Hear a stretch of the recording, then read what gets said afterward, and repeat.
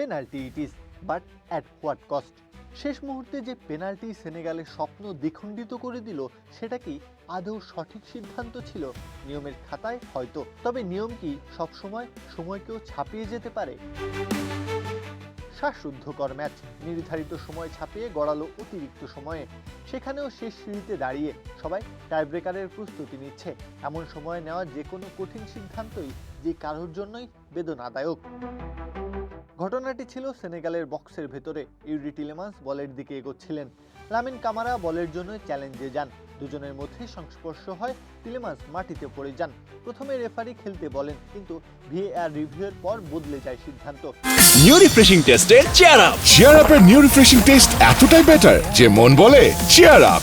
মনিটরে replay দেখে penalty দেন referee. এখান থেকেই শুরু হয় আসল বিতর্ক। হ্যাঁ, নিঃসন্দেহে দুজনের মাঝে একটা সংস্পর্শ ছিল, কিন্তু ফুটবলের নিয়মে ওই সময় এসে বক্সের ভেতরে সংস্পর্শটাই কি পেনাল্টি? সবচেয়ে বড় প্রশ্নটি হচ্ছে, সেই স্পর্শ কি সত্যি টিলেমান্সকে শট নেওয়া থেকে বঞ্চিত করেছিল, নাকি তিনি এমনিতেই বলের নাগাল হারাচ্ছিলেন? আরেকটি প্রশ্ন সমান গুরুত্বপূর্ণ, টিলেমান্স কি নিজে বল মিস করেছিলেন, নাকি কামারার চ্যালেঞ্জের কারণেই বল মিস করতে বাধ্য হয়েছেন?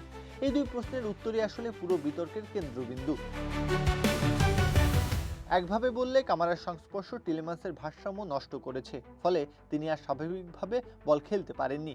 সেই হিসেবে পেনাল্টির সিদ্ধান্ত সঠিক। অন্যদিকে যুক্তি, টিলেমান্স তখনও বল পুরোপুরি নিজের নিয়ন্ত্রণে আনতে পারেননি। সংস্পর্শ ছিল ঠিকই, কিন্তু সেটি গোল করার সুযোগ নষ্ট করার মতো পর্যাপ্ত ছিল না। তাই এমন মুহূর্তে ভিএআর এর হস্তক্ষেপ করে সিদ্ধান্ত বদলানো উচিত হয়নি।